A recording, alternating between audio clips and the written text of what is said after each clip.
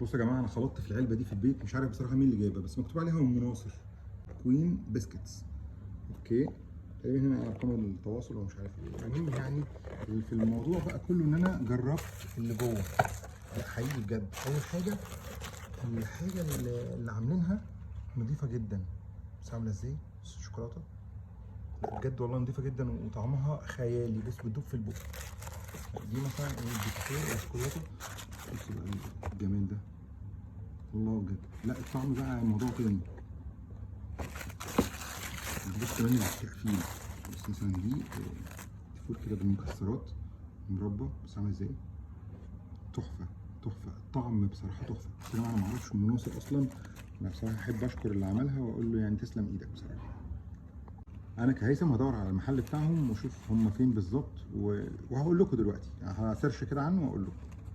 اللي حابب يدور معايا ده رقم تليفونهم، وده الانستجرام، ده السناب. سيبوني بقى انا اخلص العلبه دي كلها النهارده. تحفه تحفه بجد.